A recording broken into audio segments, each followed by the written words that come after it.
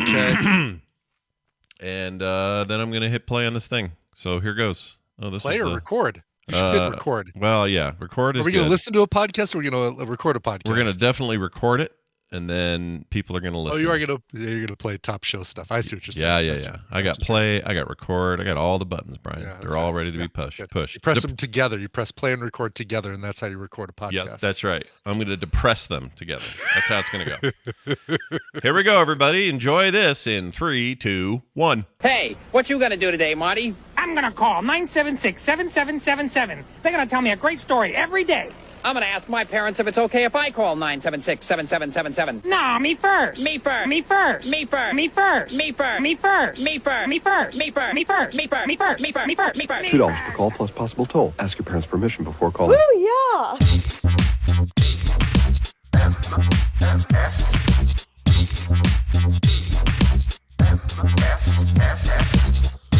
The Morning Stream. Monkey wannabe.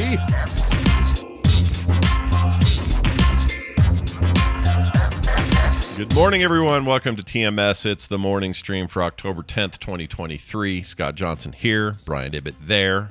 Yeah. That puppet line, by the way, not edited. They were that annoying with their commercial. I would pay $2 a minute just to stop that commercial. Yeah, it's bad. I mean, they did about, 5 too many no me, or whatever it was. Yeah, me first. Yeah, me first. It's too much. Come on, guys. It really is. Nobody's listening to that saying, well, if they do one more me first, then I'm totally going to call that number. Yeah. I'm totally going to spend my hard-earned money and hear whatever the hell. They finally convinced me after the 14th me first. And yes, exactly. I did think about calling it here on the show, but I thought better of it. I'm not going to call that number because there's no way it still exists. It's a 1-800-1900 listen to a puppet tell you a story line. Really? Yeah, and I thought, what's that in 2023? And I bet if we called it, it'd be some porno thing or some, you know what I mean? Because those never stay. No one ever keeps those numbers. Here's the thing with that. It's kind of like the Michael Winslow, back in the day, early Mac days, you could buy, like After Dark had your screensavers, and then you could buy packs of screensavers that were like Star Trek screensavers or whatever. Yeah. And then they also had, I think it was even the same company, had sound files that you could load into your computer using ResEdit, I believe. And like instead of an alert noise, you'd get boop or something like that. I don't know what, some Star Trek thing. Well, they also had a Michael Winslow set. And you could have Michael Winslow giving you a police siren, woo, woo, woo, instead of your alert noise. Or, when you had a eject your disc, it would go or something like that, right?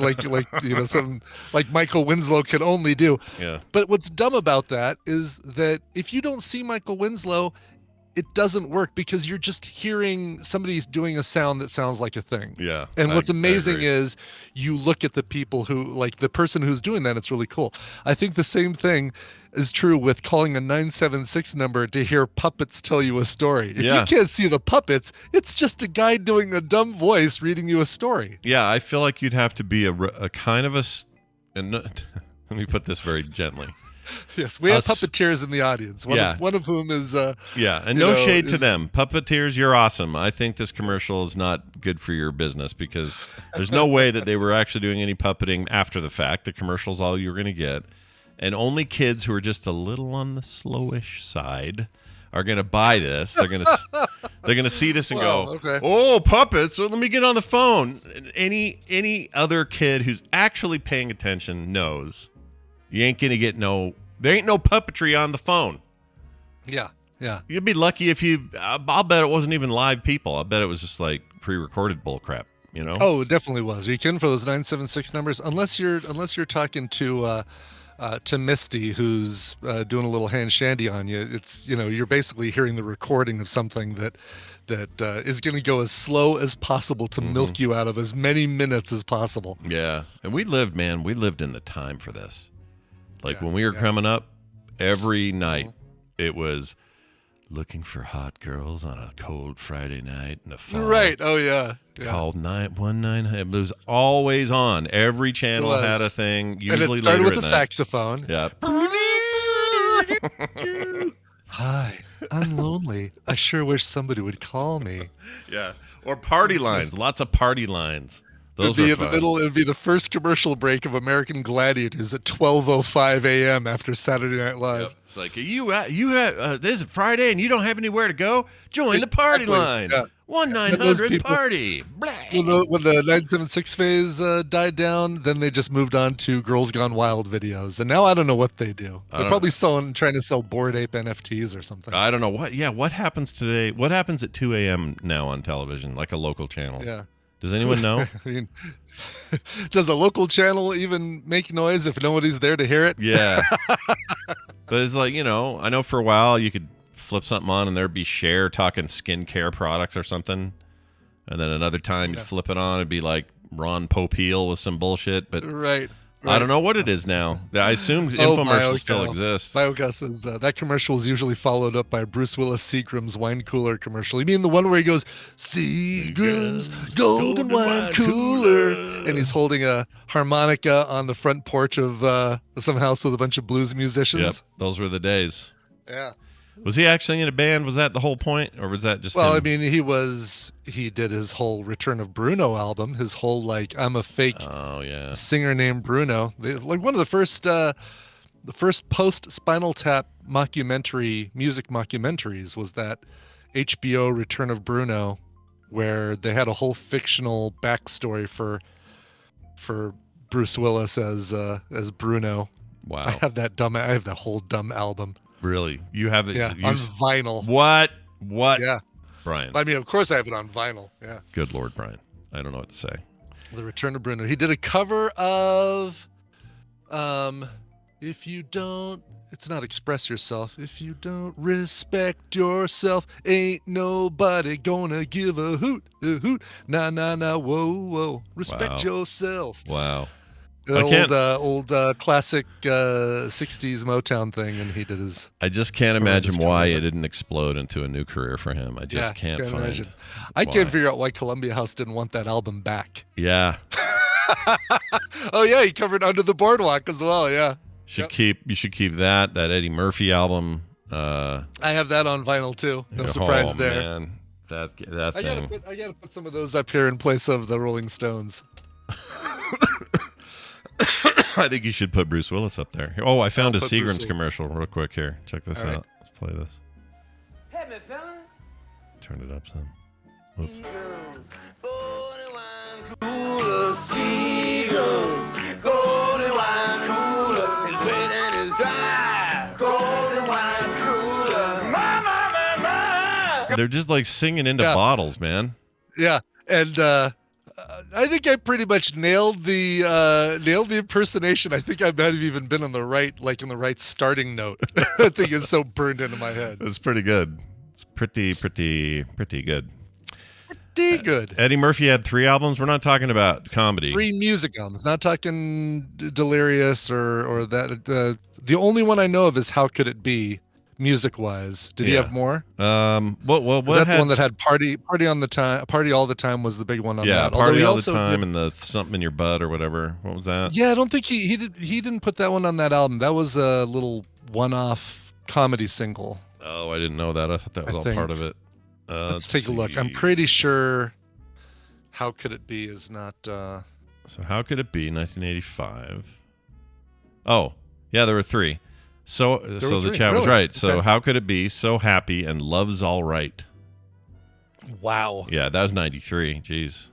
These were all considered Motown. Oh, no, that was Motown label. They weren't all released the same year? Were they all released the same year? No, 85, 89, 93. So spread out. But I don't remember I don't remember him doing that as late as 93. That seems insane to me. I can't believe that.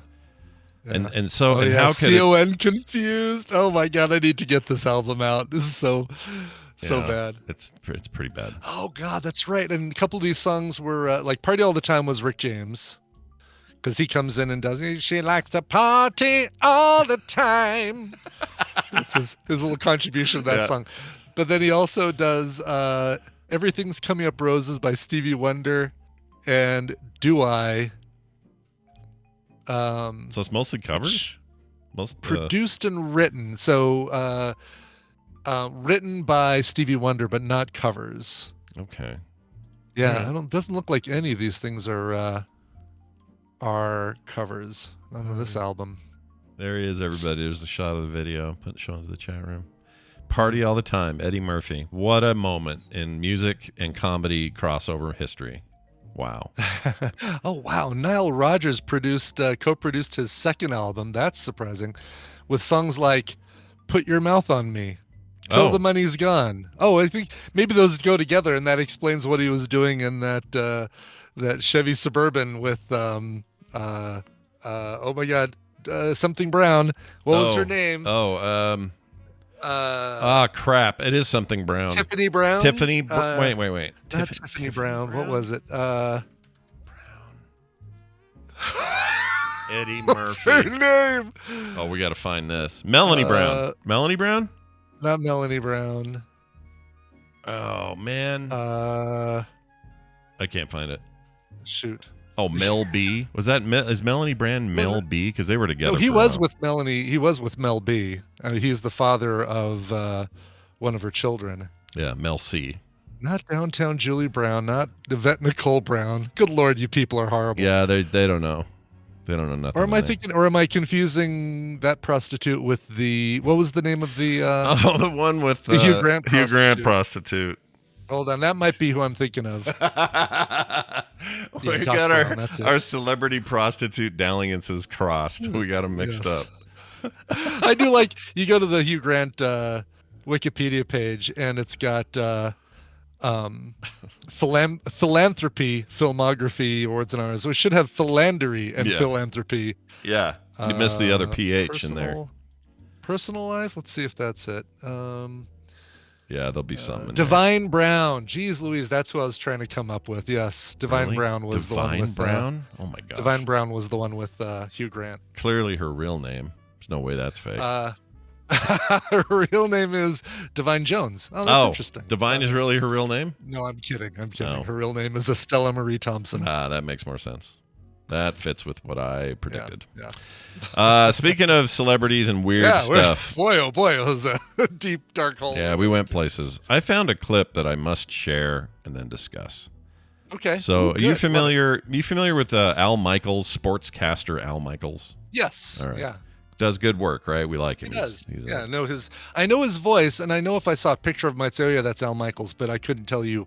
I could tell you what his voice sounds like. I couldn't tell you what he looks like. I can totally picture him because they used to always cut to the camera in the booth with him and John Madden standing up with their headsets on. And so I always see him in that context. He's always standing there talking into a mic about a really important part of the game. But the guy's done, many Super Bowls and is considered one of the great sportscasters of all time. Well, he sat down with an interview with Chris Wallace. And Okay. Chris Wallace, formerly of Fox, now of CNN, like his dad, pretty good interviewer. What was his dad's name? Mike Wallace. Mike Wallace, yeah. So I thought, oh, this sounds great. This sounds interesting. I'll sit down and listen to this. I'm an Al Michaels fan, and I like Chris Wallace. Let's see what these guys have to say. And this is what I heard. And then we got to talk about it. Okay? So here it is. Can't wait. Let's play it. Play the clip. For some reason, it got moved. Hold on. Why did it move? Oh, that's neither good nor bad. Hold on. I got to find out why the file's wrong. Oh my gosh, where is it? Did we lose it? Oh no. Did I screw up? Hold on. Hold on to your butts. Okay. Oh my gosh. Well, hold on to my own butts. Yeah, hold on to your own butts. Where is this? Hold on. Sorry, everybody. Hold on. All right. Did I screw up and put it? Oh my gosh, I don't have the file anymore. Okay. Do you have it on? Can you find it on YouTube? Well, that's going to be today's next goal. So here goes. Okay. You want me to talk about my thing? I got. Yeah, do that while I'm looking. I can't believe I don't All right. have this. Something's funky in my life. So go ahead. You find it, and if you're able to listen in while you're finding it, I know Yeah. it'd be distracting, but I'm going to throw in because I know Stephanie's here, and she was really hoping I would do this. A couple of really quick app recommendations, game recommendations that I am totally digging. First up is Monster Hunter now. So I'm not playing Monopoly Go anymore. It just got too samey, and it was just a matter of like keep rolling and keep doing this and keep doing that, and there was no. Sure. It felt like there was no end game in sight. Now I'm playing Monster Hunter now, which is the mobile version of Monster Hunter that's made by Niantic, and it's basically Pokemon Go, but you're destroying the monsters, taking their parts and using them to make armor for yourself. So it's like you're smashing a Jigglypuff and then putting Jigglypuff skin on your face and walking around with it. Interesting, because I played Monster Hunter the real series before, and the game is a lot about tracking down the most hard to kill creatures so that you can then make armor out of it. So they have mashed that in there. That's interesting. It's a lot of fun, and it's got the aspects of Pokemon Go that I really like, kind of like the, hey, walk around a little bit, and you're gonna find some cool stuff. What's really cool about, so when you're playing Pokemon Go, and let's say you have the app open, but your phone turned off. Yes, Stephanie, I'll wave when it's time for you to come back and listen to the show. I think she's muted. Yeah, she's probably gone to another house at this point. She hates these. But when you drive around with the app, even with your phone off in your pocket, you have this little assistant named Palico, and it's like I think it's from the main series games as well. It's like your little friend who's a cat. Mm-hmm.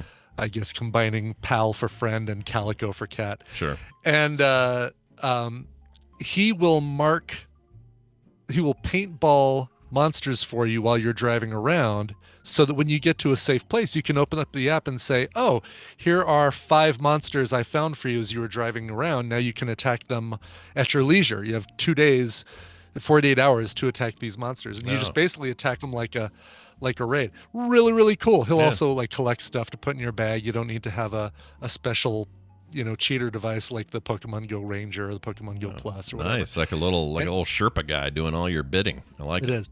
But the game's fun. It really requires you to be good at learning how to dodge attacks. You'll see a little flash when the monster's about to attack, and you kind of swipe left or back or right, depending on which kind of attack it is, to get out of their way.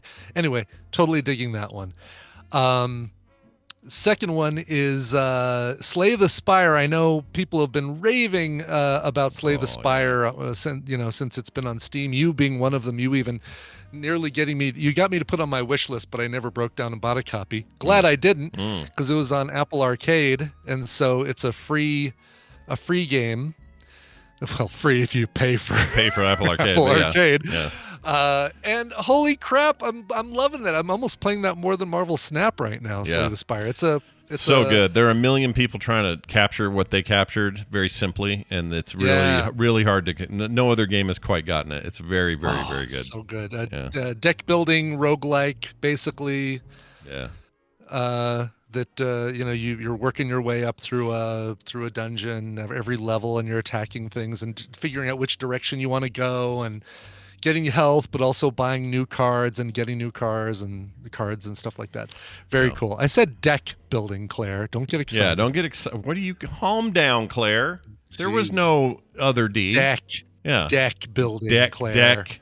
I mean, I understand if you're New Zealand or something, maybe, but deck. Yeah. Okay. Deck. That's Not right. dick. That's right, Sierra. Next, we did talk about Slay the Spire. You were another person that yelled at me to finally to break down and get that one. It's really good. So, I'm glad to hear it. The art style is my only problem with it. It's just a weird art style that it doesn't really jam. It feels. Jam I know. Me. Like if they could improve the art style a little bit, I'd be a lot happier. Mm-hmm. But the game, man, so good. The game's so good. I'm going to, because we've already got like a Monopoly Go chat and Coffee Golf and Baldur's Gate in the core forum. I'm going to start a Monster Hunter Now thing for people with recommendations. Oh, you should. And sharing and stuff like that. Yeah, no, that's a great place for it. That's perfect. Yeah. Okay, found the clip. Cool. Don't know what happened there. I lost my mind. I did this all last night, so I know I had the file, but I must have deleted it thinking it was the wrong file. Anyway, so I'll play it raw from the website I found it on. So this is that interview. This is Chris Wallace. It's only a minute long, this clip, talking to legendary sportscaster Al Michaels. And then they talked about this, which is very weird. Is it true that you have ever knowingly eaten a vegetable? Why isn't it playing? It stopped. Oh my gosh, nothing wants to work for me today. Hold on. Oh no. Let's try that again. Okay. Can we refresh it? What's going on, Al Michaels? You're a pro. Is it true Here we go. that you have never knowingly eaten a vegetable in your life? That is true. That is true. Well, I want to keep playing. Really? Okay. It won't keep playing. Oh my gosh. Why is it doing this? All right, one more time. And then I give up. Okay. Is it true that you have never knowingly eaten a vegetable in your life? That is true. That is true. I was born when my parents were 18 and my mother hadn't even read Dr. Spock at that point. So she just let me have the run of the course. And I always pushed the vegetables away. To this day, no. And I guess what I've proven, Chris, is that man does not need vegetables to survive. But is it just possible that you would like, I'm thinking of one of the more non-objectionable vegetables, a carrot? Oh, please. Please. A carrot? No, I can't. No, that's an objectionable vegetable. I mean, really? But I mean, how would you know? You've never tasted it. I look at it. I just don't even like the look of it. And call I it an surmise objectable. what it might taste like in terms of He goes on to say it's a texture thing and so on and so forth. Really? I can't That's so- believe that Al Michaels, this very handsome 68-year-old man, No kidding. who looks like he's been in fine shape his whole life. I mean, are we being lied to? Do vegetables not matter at all? No kidding. Well, so what? He's never had like a pizza that had anything but meat on it? Well, see, Meat, and that's cheese, sauce, and bread? that's where Or my what's the brain went sauce to. made out of, Al Michaels? Yeah, well, that's fruit, right? The sauces, they're technically Yes, tomatoes a fruit. yeah, sure. kind of. All right. Although it shouldn't be. But anyway, I'm with you. My brain immediately went to, well, wait a minute. You've had like a chicken pot pie, and there's like a little chunks of carrot and potato and other stuff in there. Are you telling me you never had that? Or does he pick those out? Like, I want to know more, and they didn't go more into it. I want to know if he like dissects his food to eliminate all vegetable-based products from it. Technically, he's eaten fries before, probably. Now, I know I know that potatoes aren't necessarily considered a vegetable, but the vegetable oil it's cooked in. Like, wait a minute. Hold on. This is new. I mean, tomatoes being fruit, yes. Are potatoes not considered a vegetable I thought anymore? they were just a tuber. Are they No, not? the tuber is a subset. Potato a vegetable? Oh, there's so many searches on this. I'm glad I'm not alone. Is a potato a vegetable? This says no, but let me. Okay, this one says yes. Let's see. Yes, potatoes are vegetables. They are grown as a vegetable crop, eaten like other vegetables, taxed as a vegetable crop, and most importantly, they don't have seeds inside their flesh, which makes them, which puts them in the category of vegetable. Okay, yeah, there you go then. Okay. For whatever reason, I thought those were classified different. They were in question, like Pluto not being a planet anymore. Yeah. Like potatoes all of a sudden got demoted to non-vegetable status. Yeah, like one of those. Oh, I'm sorry. Chat says Al Michaels is 78. He looks 52. Wow. See what vegetables do to you people? Jeez, what is going on? I have such a hard time believing that he's never not. He says never knowingly never right. knowingly not never knowingly eaten a vegetable. Right, which tells me that once in a while something will get through, because you can't help it. Everything's got something in it. God, never a salad. Not a single salad has ever crossed his lips. He Yeah. is not like he goes to a steak place and they say, "Here's what would you like on your salad?" Don't even bring it. Don't come near me with that. You're wasting food if you bring me that salad. Just bring me the steak, and you better not put a sprig of parsley on the. That's right. It's 4th and 2, and we're running out of time on the clock. So get in here. Exactly. Yeah, I don't know, man. I just thought that was the weirdest thing. And they don't, and the thing, as usual with interviews like this, if I'd be a terrible journalist, because the minute he would say something like that, my brain goes, what about pizza? What about salads? What about this? What about that? Yeah. Like, I would want to Fries, dig deeper. Exactly. I would, whoever, that Chris Wallace, he stopped too soon. I would have this would have been the entire crux of the rest of my time with Al Michaels would be saying, what about V8? Have you ever drank a V8? What about? Right. There's so many what abouts. Like, there's so many. Right. You cannot avoid this discussion.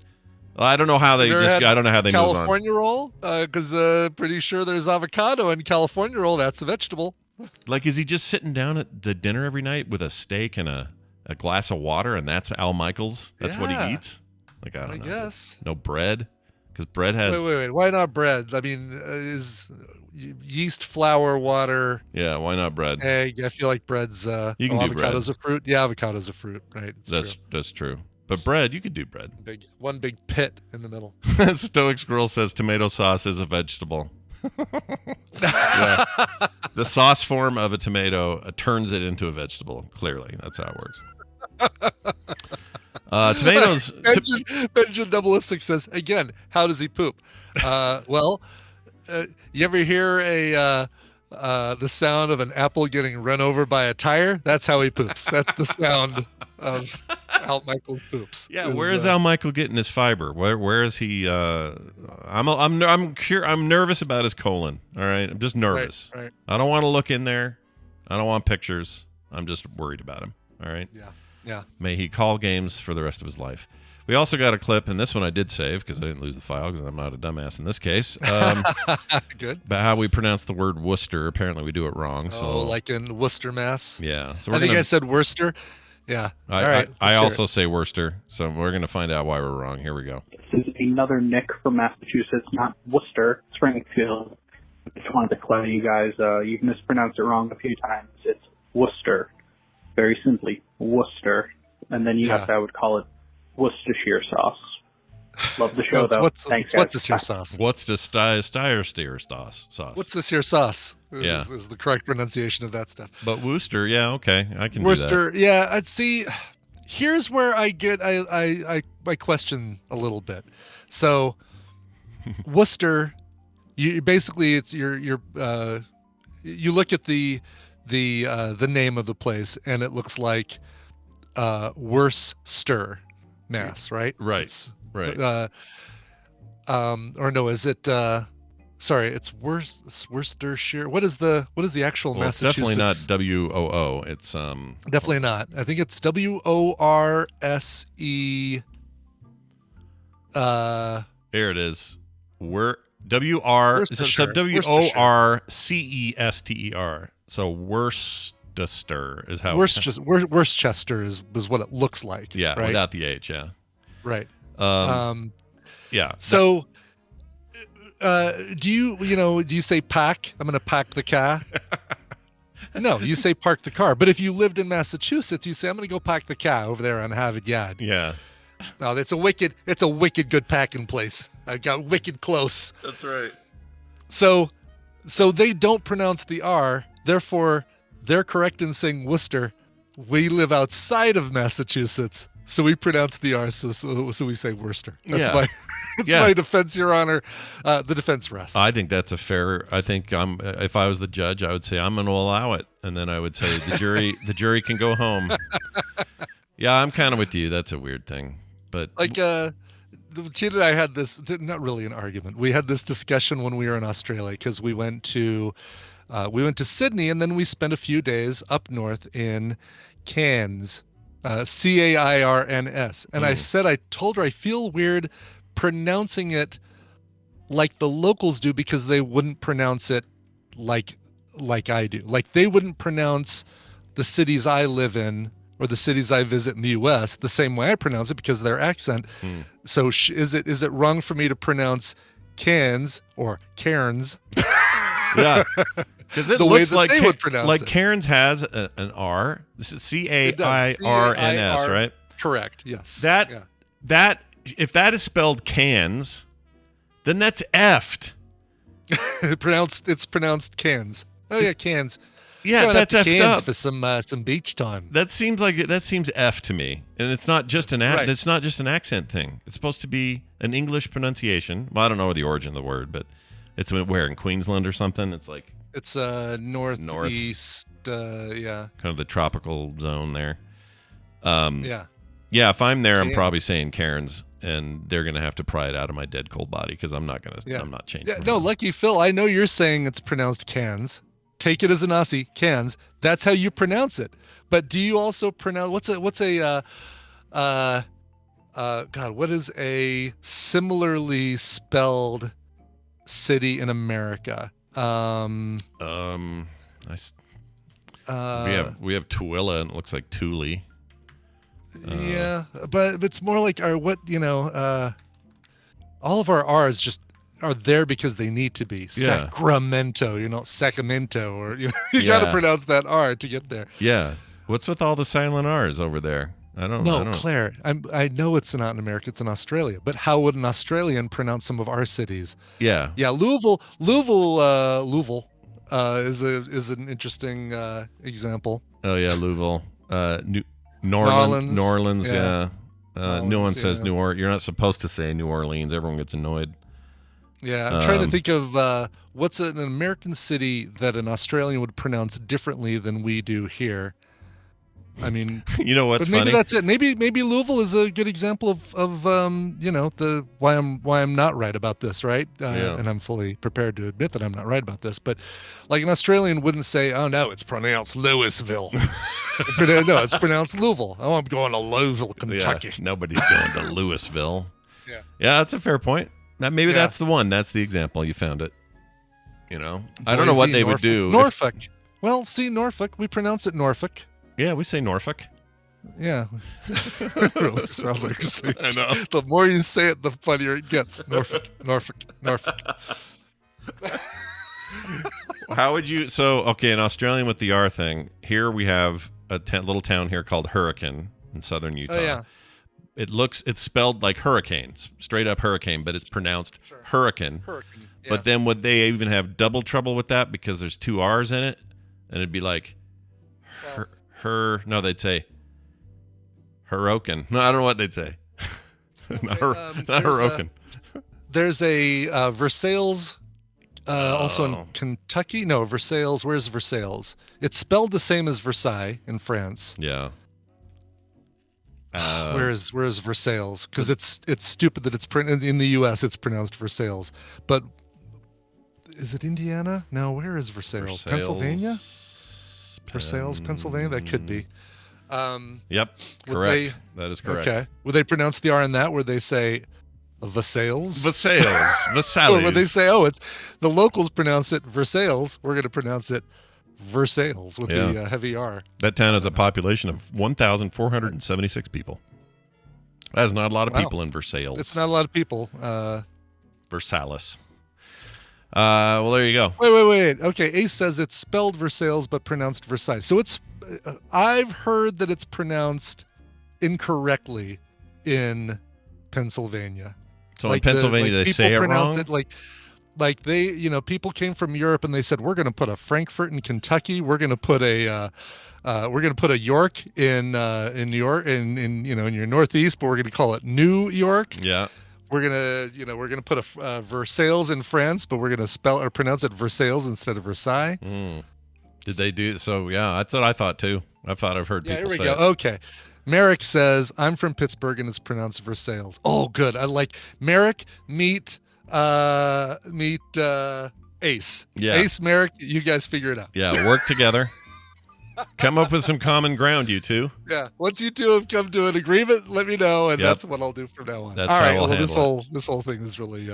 I don't feel like I've solved any problems. No problems have really been solved, but we do have one problem to solve, and that is hearing from Jay Funktastic, who also called in about kids' stories. We were talking about kids' stories growing up and things that we sort of thought were real because we were kids, and it's how we heard it, and then later we found out different. And he had this to say. Hey, Scott and Brian, this is Jay Funktastic, and you guys were talking recently about family stories and stuff about funny things that kids do. Well, in my family, when I was about 3 years old, we were having a family gathering, probably Christmas or something like that. The whole family was there. This was roughly about 1980, and I was 3 years old, and my grandpa asked me to spell my name. And I don't know if you guys remember the R.O.L.A.I.D.S commercial from back in the early 80s, but it was R.O.L.A.I.D.S. That spells relief. Well, he asked me to spell my name, and I spelled R.O.L.A.I.D.S. So the entire family called me R.O.L.A.I.D.S. till I was about 10 years old.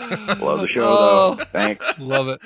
Old Jay R.O.L.A.I.D.S Funktastic over there. I love it. Oh, my God. Why is that not your... why isn't this your internet why name? Is that not, it should be your avatar, or your screen name. Your moniker. Get that going.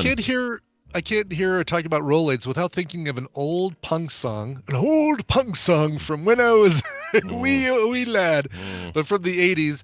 And I just did a quick search and I cannot find it, but it was a punk song that the chorus was, "What's the answer? What's the answer? R.O.L.A.I.D.S, R.O.L.A.I.D.S. What's the answer? What's the answer? R.O.L.A.I.D.S, R.O.L.A.I.D.S." I don't know what that is. I've never heard Like that. it wasn't Dead Milkman but it was somebody along those lines. And I just did a quick search. I am not going to find what's the answer R.O.L.A.I.D.S, unfortunately. And they did, but we're It sure was it some was punk song. Yeah. We're sure it was R.O.L.A.I.D.S. The word R.O.L.A.I.D.S was absolutely the word. Yeah. What's the answer? What's the answer? R.O.L.A.I.D.S, R.O.L.A.I.D.S. What the heck was that song? Anybody else remember that? Or is it just me? Was it just a local? I forgot what R.O.L.A.I.D.S does. R.O.L.A.I.D.S for heartburn or something? It spells relief, Scott. Yeah. But relief from what? I think it's heartburn and stuff. Okay. Yeah. Like the indigestion, something like that. You ate too much. You went a little ham on the ham and you're like, "Oh, I need some relief." Well, I got R.O.L.A.I.D.S. That's what that is. It just seems like such an old man medicine. I don't know. It really does. I don't think I've ever had a R.O.L.A.I.D.S in my life. I don't know what those even look like. All right. That's it. Well, tomorrow you and I will have a heated discussion about what Uncle Ben's rice was before it was converted. But we don't have time to go into that now. No time now. Yeah. Have to wait until tomorrow, everyone. Hold your breath. But in the meantime, how about some news? It's time for the news brought to you by More Core. You don't have to be core anymore. Short form videos about some of the gaming topics of the day, all up on the Frog Pants YouTube channel. Get them and more at frogpants.tv. Just put one up where I talk about the game Rage 2 and that it's underrated. People should check that game out. Came out in 2019. Lots of mixed reviews at the time. I just don't think we were ready for it. It's a brilliant little game, super fun, and worth your time. If you like open world games and checking shit off a list, it's a great game. Really good. Cool. I do like checking things off a list. I do sadly. too. That's my favorite thing about, like, when people say, "What do you like about Assassin's Creed?" and I'm like, clearing that shit out. Yeah. Like having a to-do list and checking items off of it. Yeah, hopefully they're fun to-dos, But at the end of the day, it's just like, I've cleared out this part of the map, and I want to go now clear out this part of the map. I'm a fan of that. I love it. That might be why it's been hard for me to go back and finish Zelda. I mean, I played, I don't know how many hours of the new Zelda game, but you go around, and as you go into cities, as you go into other places, you get little mini quests, and they all stack up in your adventure guide. And that thing, I'm sure I've got so many damn to-dos in my adventure guide. Yeah, side quests will get you, man. Daunting. Yeah, having that problem in what's it called right now? Cyberpunk. There's so many side quests in Cyberpunk, or Baldur's Gate, or a million other games this year. This game is like the year of too much shit to play. It's insane. It's an embarrassment of riches, but sometimes I don't want those riches. Sometimes, sometimes you don't want them. Well, sometimes you don't want birds, and good news for people that don't like birds, because at least 1,000 birds died from colliding with one Chicago building in one day. So one day, 1,000 birds, one building, dead. Did they like really quickly construct this building out of nowhere, and the birds didn't know what to do about it? Put it right in the birds are heading south zone. Right. The land. What do you call the airport? Flight path. Put it right in the bird flight path. Yeah. So at least 1,000 birds died from colliding from a single building in Chicago on Thursday. That was the 5th. As they migrated south to their wintering grounds. Volunteers are still recovering bird carcassi. I don't know how to say it. Within 1.5 miles of McCormick Place, the largest convention center in North America, which is largely covered with glass. This is the building that they're referring to. It's the tip of the iceberg. But it is a huge amount of birds we found, both dead and injured, says Annette Prince, director of Chicago Bird Collision Monitors.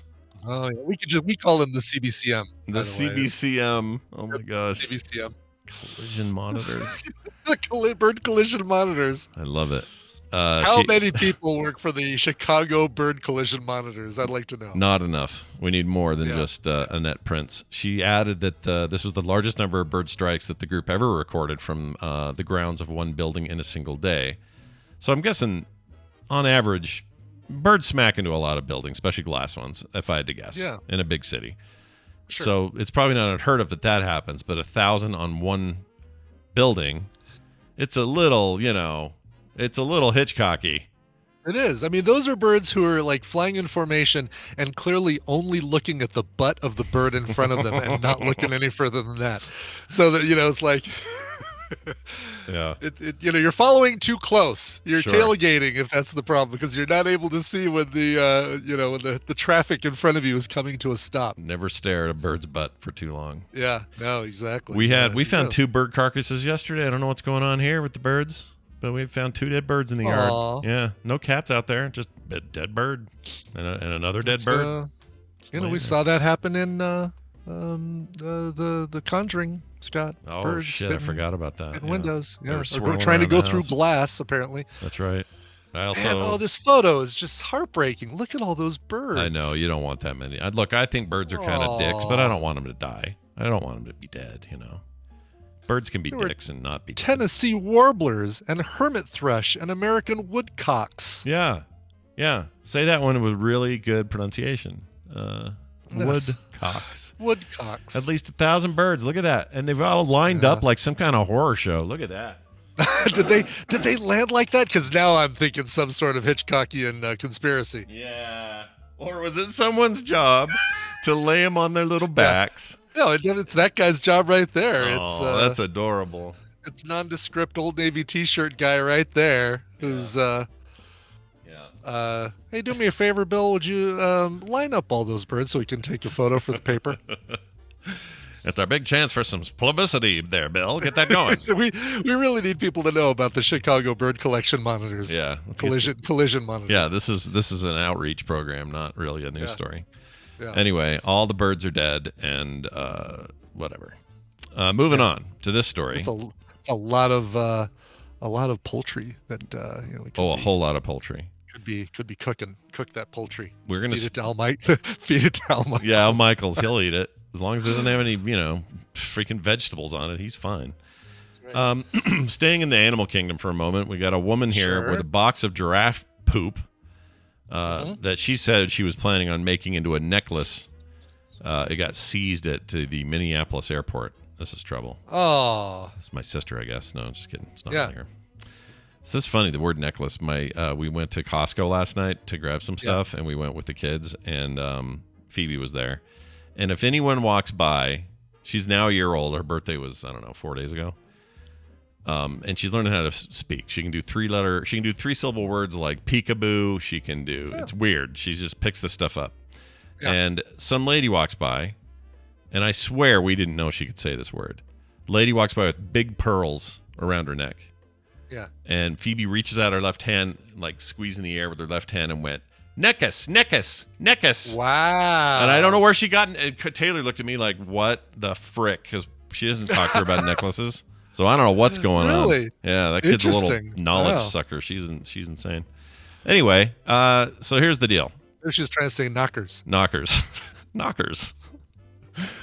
This lady was going to get this giraffe poop. She was going to make a necklace out of it, some sort of jewelry, right? I guess. Yeah, I'm looking at the... she got stopped by the Customs and Border Patrol people over there at the Minneapolis-St. Paul International Airport last week. She was found with all this giraffe poop, and the droppings were seized by border officials on the 29th after a woman returning from Kenya arrived with the animal feces, prompting an inspection by the agriculture specialists, according to the agency. The passenger said she obtained the droppings while on her trip and intended to make a necklace out of them. She told CBP officers, that's short for Customs and Border Patrol. Yeah. That she had previously. As exciting as Chicago bird collision. Yeah, society. It's not as cool at all. They should monitors. Quit that job and move to somewhere else and make that other one. Anyway, she said she'd previously used moose poop to make jewelry at her home in Iowa. The giraffe poop was taken and destroyed by steam sterilization. Never heard of that. Okay. That sounds like me clearing all my game saves off or something. That's weird. Yeah, you can steam the germs off of something, but I feel like poop is. You're just gonna get the outside sterilized, and there's a whole bunch of poop inside that sterile outside. I assume they probably landfill the rest, or maybe even mulch it into. It's probably good for soil. I don't know. It says this is what the official said, there's a real danger with bringing fecal matter into the United States of America, said LaFonda D. Sutton-Burke. That's her full name. She's the CBP director of Field Operations Chicago Field Office. She went on to say, if this person had entered the U.S. and had not declared these items, there is a very high possibility a person could have contracted a disease from this jewelry and developed serious health issues. Sure. I don't know why you'd want poop around your neck.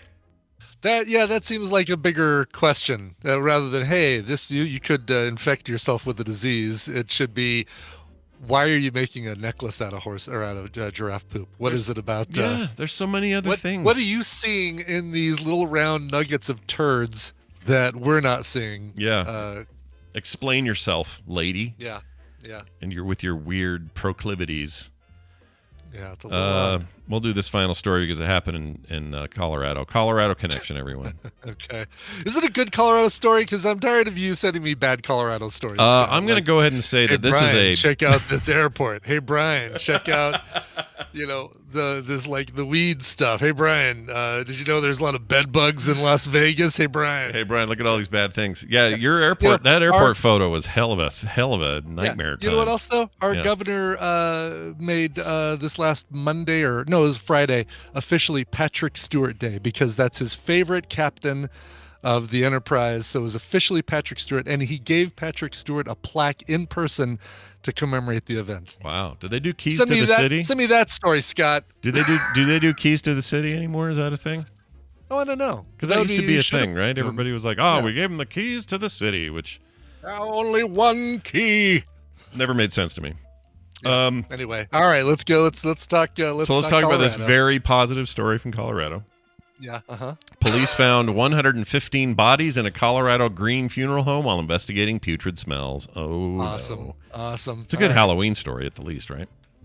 It is. Yeah, good time for this. The awful smell seeped from a neglected building in a small Colorado town for days, following a report that that made police take a closer look at the green funeral operator's storage facility. Inside, they made a gruesome discovery: at least 115 decaying bodies, various levels of decay.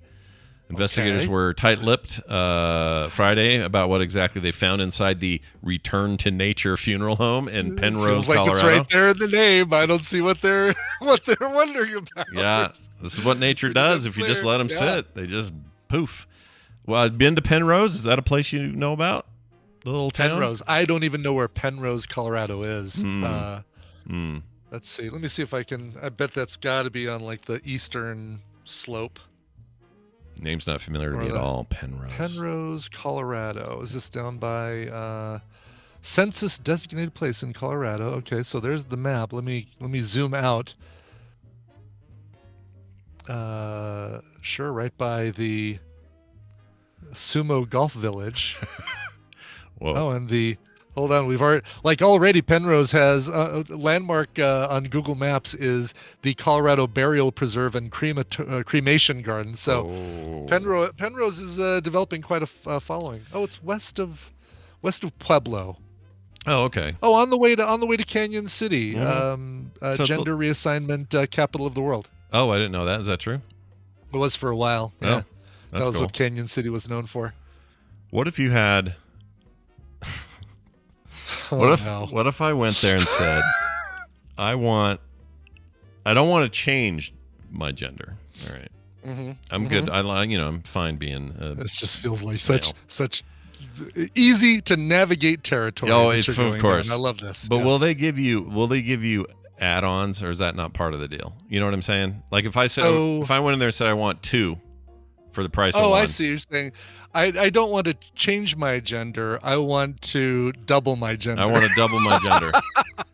Are they ethically bound to say no? Would they say yes? Is it no big deal? Do they take like my calf, mush it up, and make an extra ween out of it? I feel like if that were a possible thing to do, so many people would be doing it. Like there would be, you remember what a big thing it was when John Wayne Bobbitt had his sewn back together and he was Frankenweenie or something, and he was doing porns as Frankenweenie. Like if somebody could do that, it would be, you'd know. if somebody. It does feel like you'd know. You're right. It's like in Cyberpunk they have these doctors called Ripper Docs, and this is what they do. They tear you up and make you into whatever you want. There's actually a medical procedure that I found. It's called an addictomy, and it's and that's what. Wow! Did they take the name from the joke we told in junior high, and then and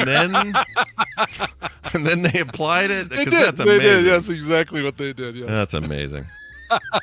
How come you know that joke, but you don't know any of the other ones? I don't know. Sometimes I realize which ones are regional and which ones are local. That one I definitely heard growing up.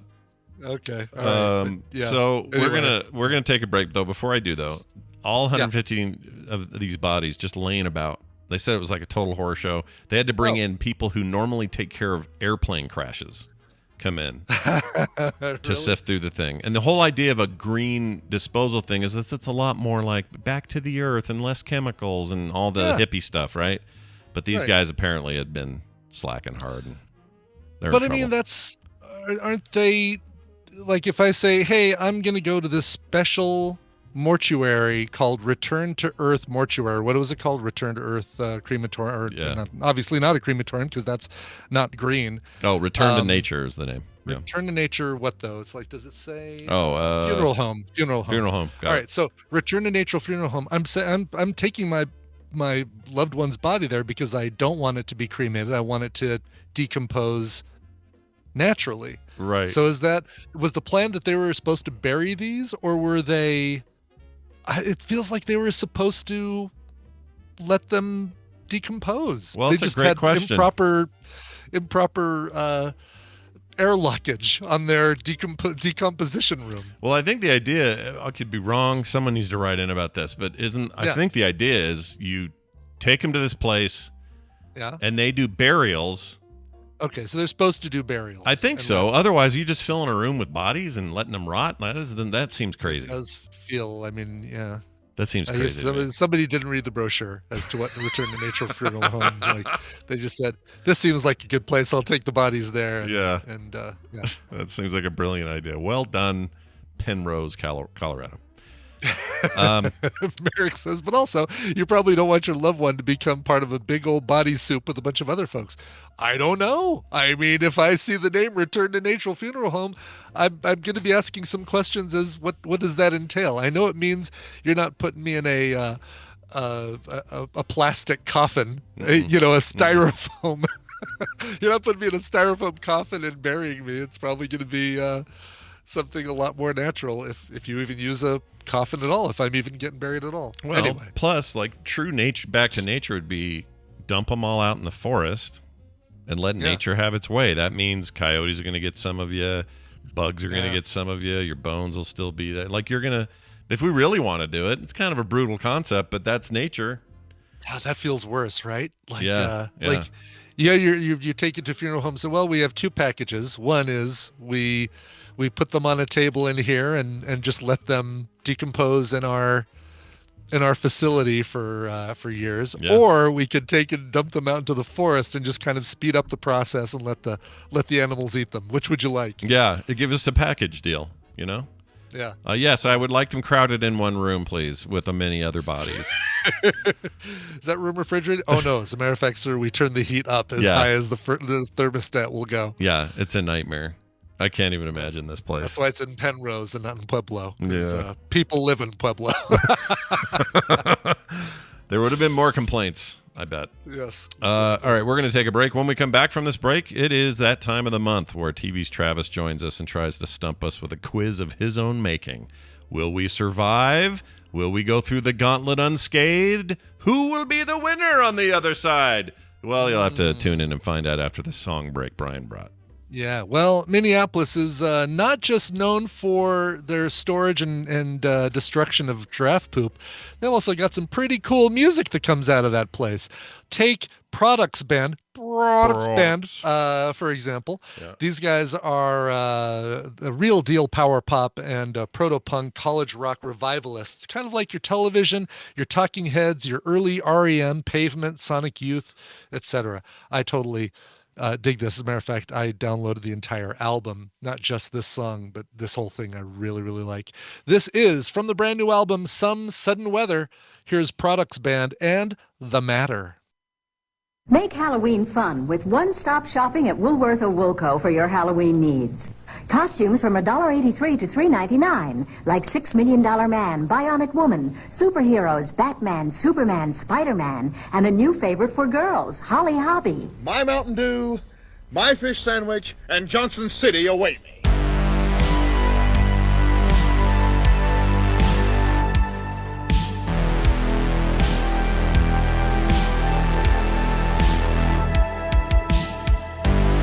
And we've returned. Who was that again? Sure, that's the band called Products Band.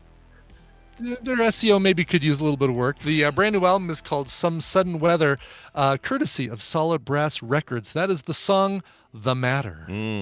I got a somebody told me. Who told me this? Oh, Chuck told me this. Because I've always given them a little heat for Brother period being a little hard to SEO, right? Oh, sure, yeah. Because Brother Band is just not, I don't know, it's hard. And we've talked about Live and all these other ones, or the and stuff. Yeah, and he said he thinks a lot of newer bands, like younger bands, are doing this on purpose because they resent the commercialization of the internet and they are trying to be truer to their, like, you know, rock and roll selves, their artistic selves. It's very punk to go against the grain with regard to SEO. Yeah, so you come up with something that's like either impossible to create a real search for, and you've somehow succeeded in being. I don't know if I agree with him, but that seemed to be the vibe I was getting at. Yeah, well, that's good. Good for them. I applaud their direction, their meaning, the reason behind doing what they do. Sure, you do. You people, you continue to do you, and we'll do us. Here's this now. This is Travis, and you'll do well to listen carefully to what he has to say. Well, we will, because we have to try to compete, and we need to listen to what he says in order to win this little contest. Hey, everyone, look, it's TV's Travis, a.k.a. Travis Crawford, all the way from wherever the hell he lives. We're not going to dox him. We're not going to do that. Wherever the hell you're from. Yeah, wherever the hell you're from. I think I know this, but I don't want to say. I don't know. I didn't get permission. Where are you from? I don't think I do know where you're from. Yeah, I'm from Michigan. Oh, Michigan, that's right. Okay. Yeah, right. I'm in the mitten. Yeah, which big? So Detroit. You're a looper. So there's Yoopers, your Upper Peninsula people. But what do you call the Mitten people? You call them loopers for Lower Peninsula? No, they're referred to by the Yoopers as trolls. Oh, fantastic! Right, because they live under the bridge. Yep, that's great. Okay. Exactly right. They all have Reddit accounts, 4chan accounts. That works too. Mm-hmm. Travis, it's always good to have you on, man. A host of shows that we'll talk about later, because we always like to make sure you guys get a chance to talk about places where you record. But today, you probably brought us our little monthly contest, our little quiz. So I did. Now, there is a bit of a theme. It is October. It is spooky season. So okay, good. We're leaning a little bit in that direction. So right. just, keep that in mind as we go through. Definitely gives Scott, I think, an advantage because he watches a lot more scary movies than I do. So I'm excited to. I do like the horror. Excited. I'm a fan. Well, we'll see how this goes. This wasn't always true, by the way. challenge. Like 10, 20 years ago, I was not into it. But I, for whatever reason now, totally into horror movies. Yeah. Don't know why. Cool. All right, let's do I'm it. kind of the same way.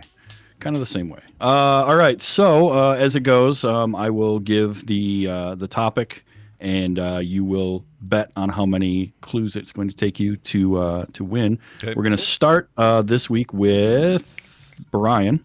Okay. And round one, we're looking for a director. A director. Okay. So you're going to give movie titles, and we have to name the director. I will give movie titles, and you have to name the director. So how many do you think it's going to take you? I'm going to say 3. 3. Okay. 3. Scott, do you think you can do it in less than 3? Director, eh? I'll attempt 2. 2. Okay. Yeah. All right. Do it in 2. Brian, do you want to counter that? Name that director, Scott. Okay, then. All right, Scott, here are your 2 movie titles. Okay. Cursed, Music of the Heart. Shit. I was really hoping that second one would ring a bell. Yeah. Well, ring Music of the Heart, ring a bell. Hey. Cursed is actually the one that sounds more familiar to me. Might be. And you can't give us other hints like years or anything like that, right? I mean, both of those are going to be late 90s, early 2000s, like between sort of 94 and 2005, in that range. Both of those movies. I'll just this is a complete guess. I'll go with a name like people know. Maybe Carpenter wasn't doing movies then, though. Wes Craven for no good reason. Wes Craven. Exactly what I was going to guess. And that is correct. What? Really? Shut up. What? Well done. Hold on a second. Is that real? You're not kidding me. It is. So Cursed was a late 90s werewolf movie, or maybe 2000. I can't remember the exact year. Starring Christina Ricci. Okay. Really? That didn't do well. Music of the Heart was not a horror movie, but it had Meryl Streep in it. I think that one was. I think Cursed was 2001, and Music of the Heart was like 98, something like that. Okay. Wow. And it was him going in a totally different direction. Complete guess. It could have been. I almost said Carpenter, but I could have said I don't know any of those guys. Yeah, that's a fantastic guess. Some other titles that would have come up. Deadly Friend. I don't know if you remember that one. Well, I keep waiting for that one to show up on some streaming service because it's perfect film sack material. It's absolutely perfect. What was his name? Labrato and Christy Swanson as the daughter of an abusive father who gets back at him by he turns her into a robot to kill her dad. Yeah, it's crazy. She dies. That sounds insane. Why aren't we film sacking Matthew that? Labrato, is that? I can't remember how his name is pronounced. It just looked like Labrato. Labrato. There was also he played a lot of nerds in the 80s. That kid. Yes. There's also Swamp Thing, Deadly Blessing, which I don't think I've seen. Wait, you haven't seen Deadly Blessing? I know. And then Red Eye would have been one. Oh, I love Red Eye. That was a recent film sack, right? Yeah, we did that on Film Sack, and Red Eye is maybe one of my favorite Wes Craven movies. I love that movie. And people don't think of it as a Wes Craven movie. It almost isn't a Wes Craven movie. It's more of a thriller and certainly less horror. But it's almost like when I watch that, that's like when I watch Inside Man from Spike Lee, which is so not a Spike Lee movie. Yeah. And I always I don't know why I end up really liking those when they go out of their norm and do something else. I don't know. Well, it's like Nicolas Cage and Pig. That thing is so good, and it's the most un-Nicolas Cage thing he's ever done. But it's such a departure. Still gotta watch Pig. I haven't seen Watch Pig. It's really good. Yeah. I will watch Pig. All right, so round 2 goes to Scott to start. We're doing a TV show.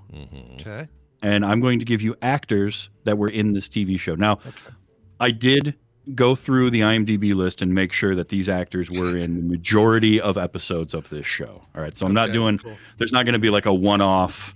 He was only in cameo. She was only in, yeah, right. Okay. They had to have been in minimum of, I would say, a little, more than 10% of the show. Okay.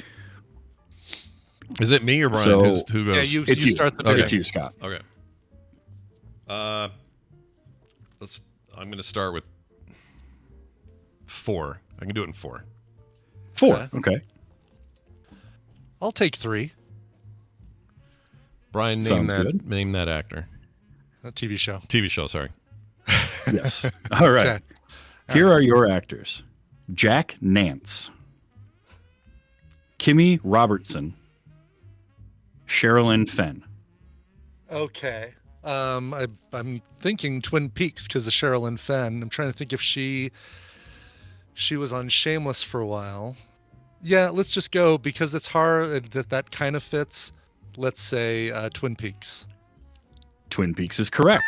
Jack Nance was he was Palmer, right? Daddy Palmer? Yeah. No, Dad Palmer was the other guy. He played Satan in that. Ray Wise. Ray Wise, yeah. Right. Yeah, he was great in that Satan the movie. Next one. What was it? Or Satan TV show? What was that called? Not Lucifer. What was that called? It's so good. For the first season, second season sucked. Yeah.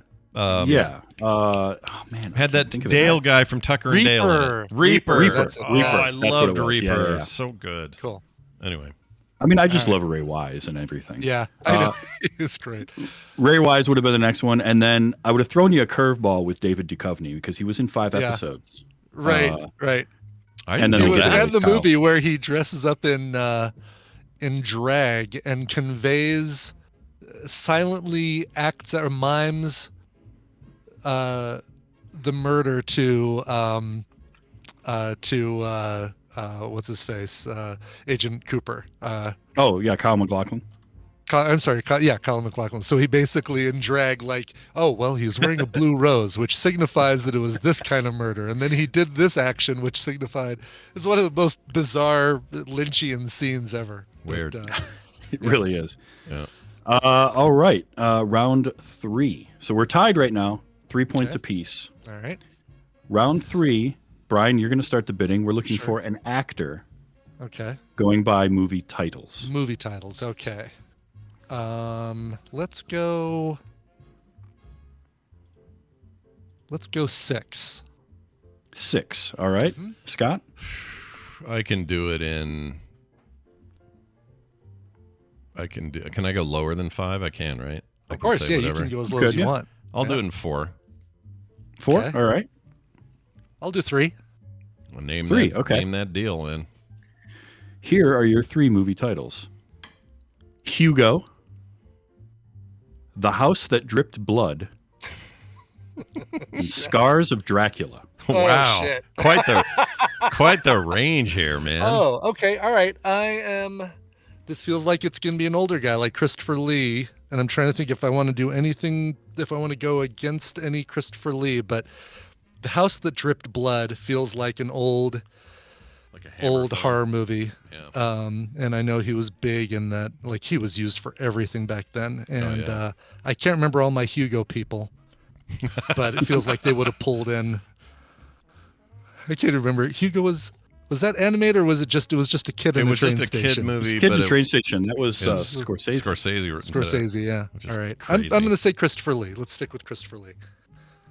That is correct. Oh my gosh, well done. That's a good one. That's all about era. That was good. That was all about By the way, era. And, Yeah. Yeah. By the way, Scott, if you had gone for 4, the 4th movie would have been Police Academy Mission to Moscow. Oh my gosh. Would that have even helped? I'm Or that he sorry. said- Is he's in that? Is that a true statement? Yes, he is in that. What the frick, dude? I had fun going through his filmography and picking out movies because I wanted some of those older, the Scars of Dracula. I mean, there's like 24 Dracula titles alone that I could have gone with. Oh God, yeah. Yeah. They're all great, too. They're At so one much point, fun. I think I had 6, and they were all like basically either Scars of Dracula, The House That Dripped Blood, or some combination of those words. Wow. It ended up, I pulled a few others, but that was a lot of fun. All right, great. so We never, Brian how long wins. before we got to Attack of the Clones? Yeah, no kidding. Oh my Well, we would have gosh. gotten to Lord of the Rings first. Yeah, Oh, of yeah. course. Well, Then sure. you'd have had it for sure. Nicely done. That means Brian wins, yeah? He was the winner. That means Brian wins this week. Oh my gosh, Brian. You're the big winner. Here, this is for me. This is for you. Congratulations. You're a winner. Nicely Thank you. done. Thank you. That was fun. Now, last month we did just one for Yeah, a fun little bonus because one, it was Joe Pantoliano's birthday. Yeah. Sure. This month I've got a fun one. It's a music round. It's an actual song though, so it's going to be much more like a name that tune. I'll give you anywhere from 1 to 12 seconds to bet because I have some. Oh wow, some and you're clips gonna of this play. song, and I'll Oh, play. wow. Oh, that I much of the love song. this. So like All right. like Hurdle. Okay. Yeah. Yeah, like Hurdle, the game Hurdle. Yeah. Yep. Which I called Hirdle until I thought about how Hirdle. it could be pronounced. Yeah. So Scott, we'll start Hurdle with you rhymes in the with bit. Wordle, and I heard it. And All I right. hurdled it. All right, I'll start. No problem. Whatever you got, let's do it.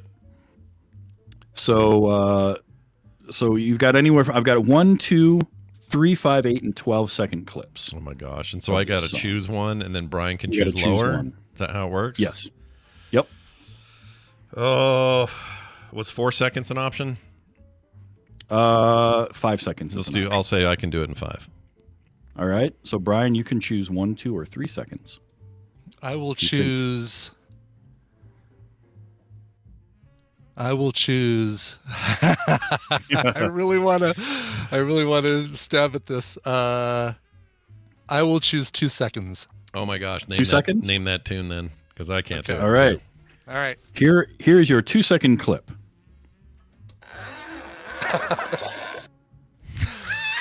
Why?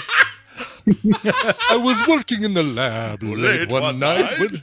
Well, that would be Bobby Boris Pickett and the Crypt Kicker 5 and the Monster Mash. Yeah, that's a good one. Yep, Dirty that's bastard. It doesn't help that I just used it for Film Sack, but I will say would have gotten it otherwise. Oh, that's right. His whole song last Sunday was that song. The Cabin in the Woods song was or the Cabin in the Woods. Yeah, and so of course. Before I heard the Chains, I would have said Thriller. So if I would have done 1 second, I would have said Thriller. So yeah, because that also begins with a creaking door, and then you get Vincent Price, and that's right. It does. Very well done. Yeah, that's one of my favorite Halloween era songs. Back when I did my radio show on college radio, I would play that on Halloween. It was like I would play that and Roland the Headless Thompson Gunner. Oh my God, Warren Zevon. Such a great song. Like the lyrics on that thing are fan-freaking-tastic. Yeah. Oh, God, I miss Warren Zevon. He was great, dude. Me some Warren Zevon as well. And listen, if I were ever to get, some sort of terminal illness, I would hope to go out in the classy way that Warren Zevon did and name the things that I did, the things that I produced, tongue-in-cheek jokingly about, oh, my ride's here, or life will kill you, or whatever. I mean, this, man. Yeah, what do you want your last statement to be? What do you want your last words to be, Brian? If you could pick them now, what would they be? Let's say it's I need time to think about this because there's so many great examples like do you smell toast? Or I like that. What was Walter Matthau and Alan Arkin and I can't remember who was at whose side on their deathbed, and he says, "Are you comfortable?" And the other one says, "I make a living." I like Amy Robinson's in the chat. That about covers it. Yeah, that's good. I guess that would be the appropriate one, wouldn't it, Amy? That's on brand. That's on brand. That's how I end my shows. So that actually that tracks. All right, that's one of these. Thank you, Amy. Yeah, I would say just about covers it for my life. Yeah. I'd say the bomb is. I go. The bomb is located in the.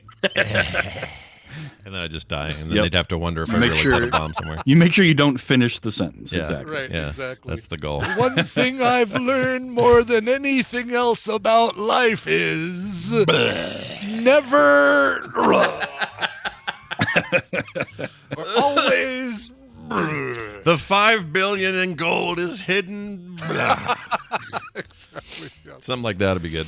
All right. As usual, Travis, we had fun, and I'm glad it was Halloween related because what a great time to do that. Well, the spooky season is here. We're all enjoying it. Tell the fine people at home where to find your shows and what you're up to these days. So you can find all my shows at tvstravis.com. It's a wonderful website that Bombats helped me design. And it's got links to everything that I work on there. We just wrapped up Private Investigator month on Those Were the Days. That was a lot of fun. With we had a brand new episode out today about Murder, She Wrote.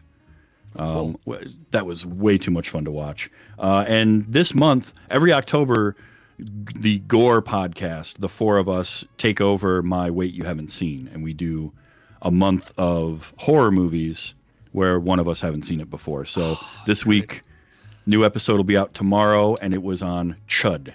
3 of the 4 of us had never seen Chud before, and we watched it for the first time, and we have thoughts. Yeah. Did we watch it for Film Sack? I cannot remember. I was just going to ask Chud. you. I feel like we maybe did, and I've forgotten. We're going to find out now. Chud comes up a lot just because...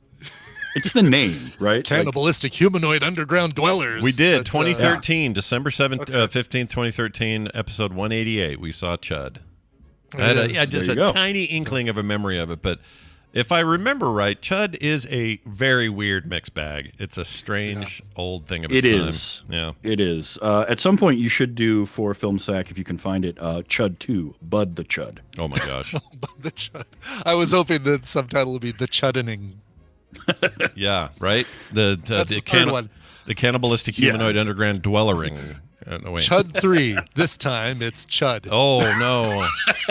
We can't have that. Well, all right, then. That sounds great. Go check it out, everybody. It is TVs Travis, and you'll find him in all the other places under that name as well. Have a good one. We'll see you next time.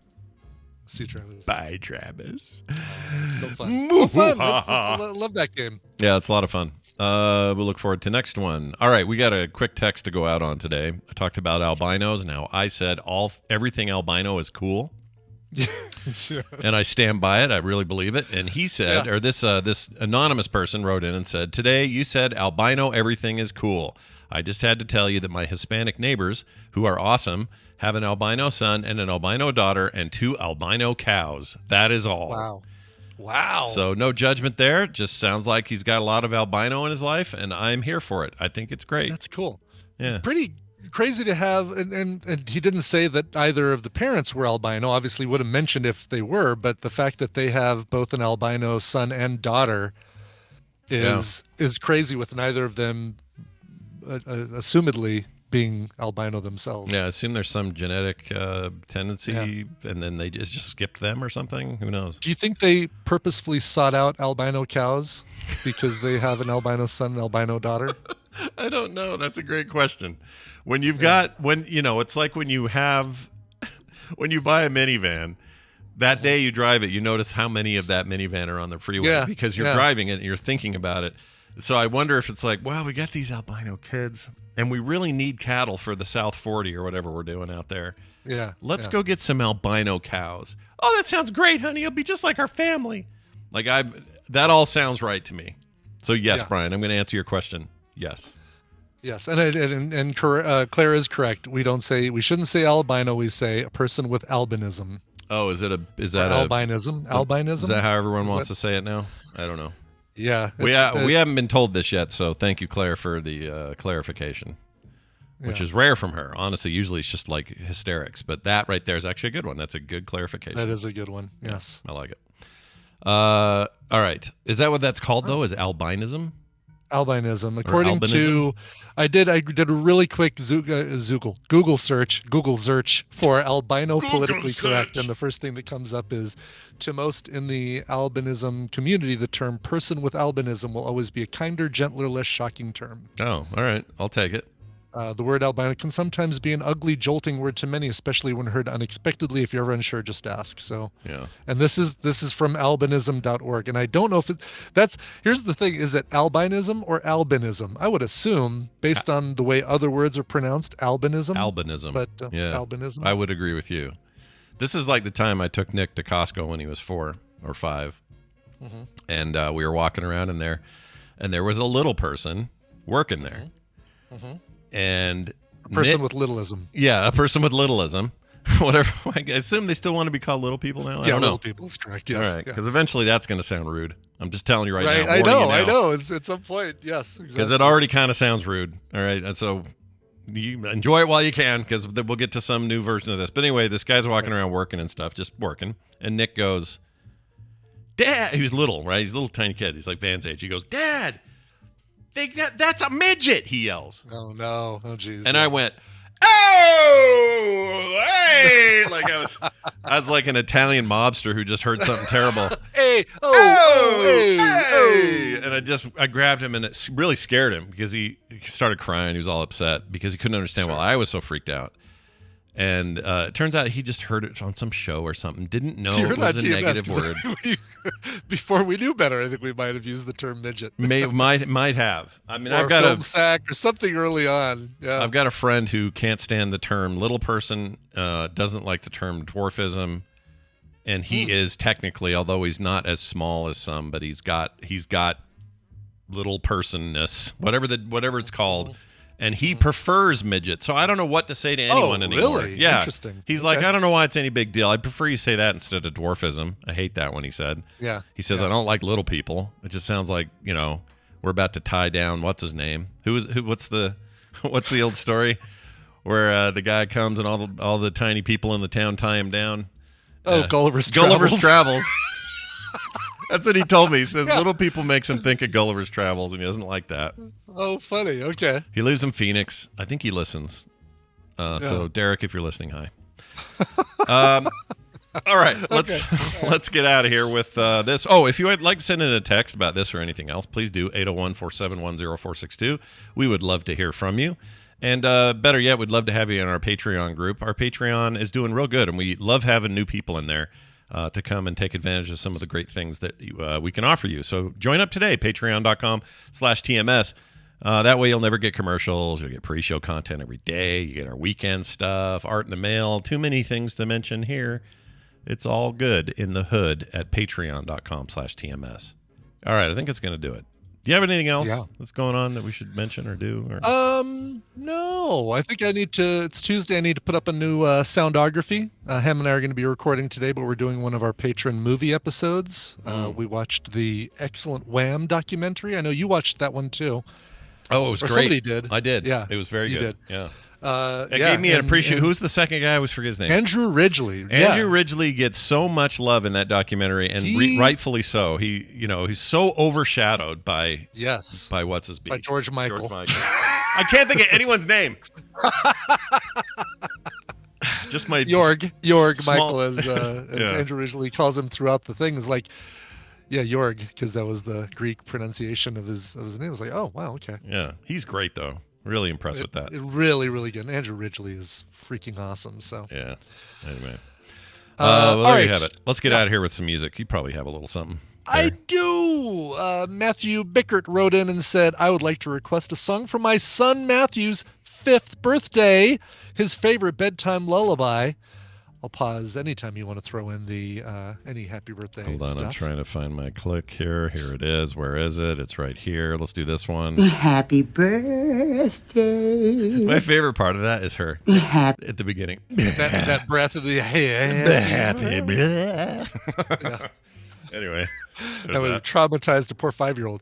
I'm not sure if this is a cover, but could you play the Bumblebee Tuna song by Mephistopheles? Happy birthday, bud. Love, Mom and Dad. And maybe for dinner, you can eat rice. Oh, my gosh. I bet I have that handy. Hold on. I found a new way to find these quicker. Okay, first this one because it's fun. Dump the rice into the thing. Missed that guy. Weber Cooks. Well, not really because he went to prison for child molestation, but anyway. Well, yeah. But this. Then you can eat rice! Oh, throwback. Nice. Yeah. Excellent. Good All stuff. right. So, this is a ska tune, and it is indeed a cover. The Bumblebee Tuna song is a jingle that they've used, but boy, does Mephistopheles add a lot to it. And of course, it is ska. So there you go. From their album, God Bless Satan, but only the bonus track version from 1994. Here is Mephistopheles and the Bumblebee Tuna song. Get more at frogpants.com. The beach clothes are so gay. Oh, okay. Oh, all right. Wow. Beach clothes are so gay. I don't know what that's about.